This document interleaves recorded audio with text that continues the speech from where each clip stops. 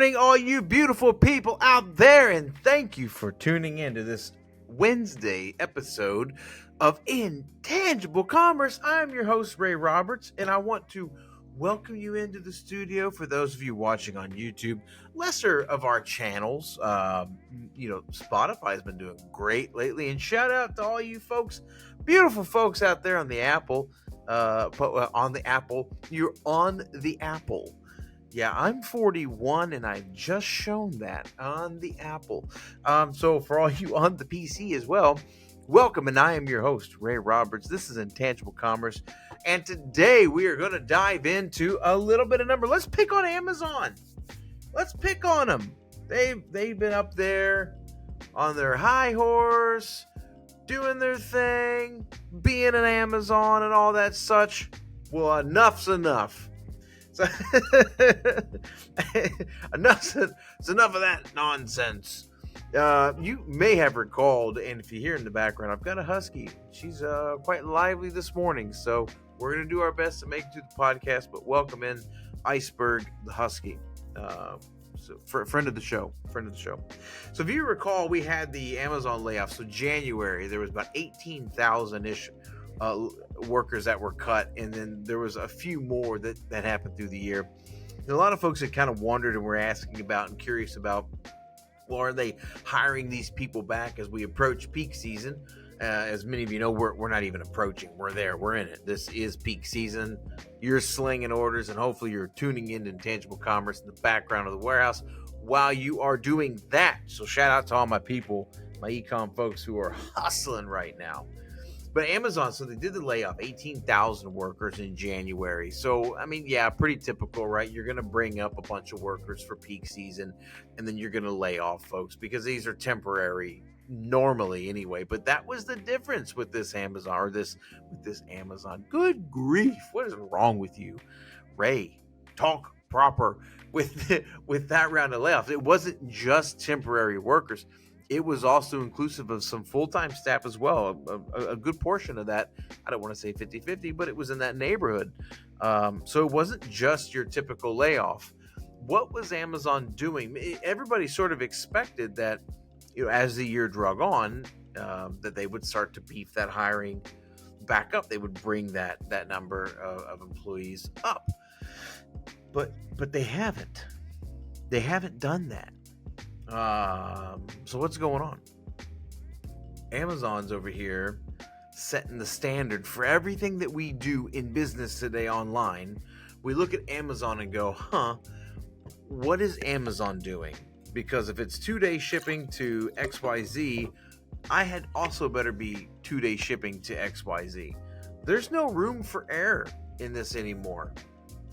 You've got to be on your game. Excuse me, I have to take a bit of a sip. I'm parched. Out here in the Midwest, it is full on winter right now. 24 degrees here locally in Louisville this morning. It's freaking freezing, but it's also super early. So hopefully as the day drags on, it will warm up. That would be lovely. But Amazon making all these investments and moves over the years as well. So automation, right? Has been in the headline a ton. We've seen AI. Good God, have we seen AI? If I see one more tagline about AI, which I know I'm gonna, because I work in e-com automation. Shout out to all my folks in the e-com automation, WMS, TMS, ERP world, execution, WES. We are in an age where AI is now center stage at everything you do, even though it's not. AI is not necessarily an official term that we think it means one thing, but it can mean so many other things. But Amazon is not immune to that either. So in their automations, they haven't had to hire back as many people as they let go because they're automating it. Instead of having people walk up and down the mezzanine all day, they just send the bots up there. The bots pick it, toss it on the conveyor. Conveyors, have you seen those little whirly birds? They come all the way to little pigtails. They come all the way down, all the way down, they make that noise, they come all the way back down to the main floor, and there's probably some sort people there, but there doesn't need to be, because with a robot and computerized systems, you could put in place execution software that would just simply scan a barcode and it would tell the execution software where to put it. You just see those little arms that swipe back and forth that move packages, boop, boop, boop, boop, boop, all day long like that. They also make that noise. I should get into that business, the robot noise making business. If it's coming down from the mezzanine, it'll go woo like that. And if it's a sword arm, it boop, boop, boop, boop, like that. That's what we need to do. That's what we need to do. We're doing this wrong, guys and gals. We are doing this wrong. So anyway, with Amazon's automation, they haven't had to bring those many people back on. I would expect to see their temp staff come up, but I don't think it's going to make headlines. I don't think it's going to be anywhere near as much. FedEx has also done the same thing. If you recall, they had a facility. They fired like 18 or 20,000 people, something like that, 15,000. And it was exactly almost to the dollar equal to the automated facility that they built. I believe it was in Georgia, it was in Georgia. I think it was in Georgia. They built this automated facility. All in was like 19-20 mil. It's not a very, very big place. I think it was like 600,000 square feet. But they only needed like 100 people to run it for 24/7 operation. 100 people to run that. And they're expecting the throughput to be double what it was of their, what we call, and this is a term, right? Now, what we refer to as an analog facility, where humans would have to work in it, is not optimal anymore. Digital automation is optimal. So these automated facilities are what we're going to see pop up, and that's exactly what Amazon's doing. That's what Alibaba's done. That's what all these folks are doing. It's getting harder and harder to find staff these days, and good staff at that is extremely difficult to come by. Now, that being said, I'm in and out of warehouses all the time, and there are so many good people that are working in these facilities. Those people are becoming like gold, right? Commanding top dollar for their services as warehouse experts. These are the automation experts of the future. I firmly believe that those folks that are in these warehouse positions now, as they continue to learn and understand how these execution systems work, we're going to see a number of these shift into that system, that software, that part of the biz, if you will. It only makes sense that these shifts would take place because these folks have to go somewhere. But at the rate that we're growing, it's not that I don't want you to think about this box as one size of a box, and that box is e-commerce, right? And the box is staying the same size, and we're just not putting as many people in it. That is not the case. The case is where the box is getting bigger and bigger and bigger, and we simply can't keep up. There just aren't enough people to keep up with it. Now, I've talked before on the back half of that, a lot of this growth right now is propped up by credit card debt, which is over $1 trillion for the first time in the history of the country. Credit debt is just absolutely skyrocketed on the back of recession. That's going to happen. So we're going to see a balance of this power come through. And what is less impactful? If I just don't run as many robots, or if I've got to fire 100 people, 1,000 people, 20,000 people? You wonder about that, and you think, well, gee, when I think about it that way, well, what are these people going to do otherwise? Well, you say, oh, there are other jobs. But then we talk about immigration challenges and other challenges, and there's restaurant automation. What happens when we get to that day where there aren't very many workers? Like, as an example, there's McDonald's has said by 2029, I believe it is, they want 75% of the company to be restaurants to be ran via automation and robotics. So you walk into a McDonald's and you might have, 5 people probably would run that whole restaurant, 2 at a time, and 1 manager, and you'll have a couple shifts. They'll probably run 12-hour shifts. a 2 on, 2 shifts, 12 hours, like a hospital. You get those 12-hour shifts. And you'll have like one management person or general manager for an area, whatever that case might be. And you walk in, you'll order on a kiosk, and you'll get your food delivered. And it will be right every single time, more than likely, because it's a robot. And the 2 people that are in there, they're just making sure that the burgers stay stocked and that the Coke machines don't need swapped out, and they're the fries get from the freezer to the fries hopper. I mean, there's going to be this giant like hopper thing, and it just feeds the fry. I mean, it's going to be like that, and soon. I mean, this isn't far-fetched. This is over the next 7 years. They want this to take place. That's in their plan. And that's how we're looking at things. But I mean, how many times have you gone to McDonald's lately, or anywhere other than Chick-fil-A, and it's like, yeah, we're short-staffed. Chick-fil-A is the only place I've ever been that's never, ever, ever short-staffed, and good on them for it, because man, that's some delicious chicken. Shout out Spicy Southwest salad with the avocado lime. If you've not tried that, ooh man, it's so good. It is so good. Shifting gears, right? So we're talking about this automation. We're talking about and looking at how Amazon, this is impacting their bottom line. They've had big sales year. Now, they did admit, I've seen a few reports. The numbers aren't fully out yet, but the reports in that this Prime Day may not be as much as we thought. It may not be in the same realm as the July one.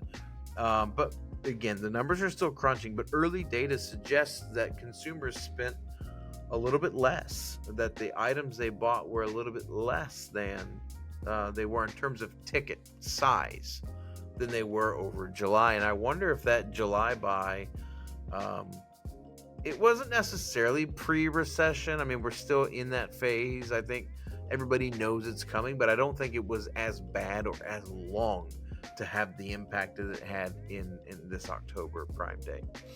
So I'm still really curious to see what exactly happens with that, and we'll have to just stay tuned as the numbers pile in.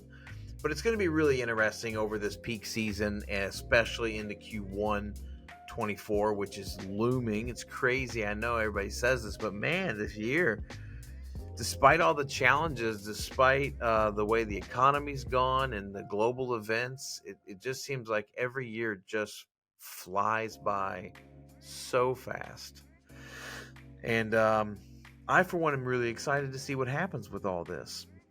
Working in the space gives me a pretty unique perspective on what people are doing and what considerations business owners are making. Being a business owner myself who utilizes a fully automated process for his production facilities. Shout out to RayRaysBatter.com. Get ready to launch. We got some production things that are going on right now, testing out some of these automations we've been talking about. Got the label stuff going, and there's a lot of moving parts here to this operation. So, but it will be, when it's launched, a fully automated business. It's going to be a pretty cool little monster. So we might do a little special on that. You'll just have to stay tuned and see what we end up doing with RayRaysBatter.com. If you guys want to go out there, you can check out the website. You can sign up for pre-register. I'm wanting to do a pre-launch. What do they call that? Pre-order. A pre-order release launch. I think that'd be really fun to do. Oh, there's that dog I was talking about. For those of you that couldn't hear that, she's the high-pitched whoop. Huskies don't really bark as much as they just kind of woo and woo. It's quite entertaining. This is going to be a quick episode today. Busy week, early morning. I'm exhausted, if you can't tell. But man, we're having so much fun over here watching these numbers and looking and seeing what's going to happen with this Q4. Is it going to be up? Is it going to be down? I know there's a lot of predictions of folks saying that normal 250 some odd billion extra that gets spent during this peak season. There's a lot of concern if it's actually going to be spent. Have people already maximized what they've got on credit? Do they have anything left in them? Are we seeing this, affect what happens with this Q4? When you think about, hey, my savings are spent, my credit is spent, I don't have retirement, blah blah blah. There are people living like that. I'm saying I as in a generalization of populace, not me myself. If my financial advisor is listening, we're still good. we're doing okay. We're doing okay, Jeff. Calm down, man. he's stopped the car. I can say, what? He said what? No.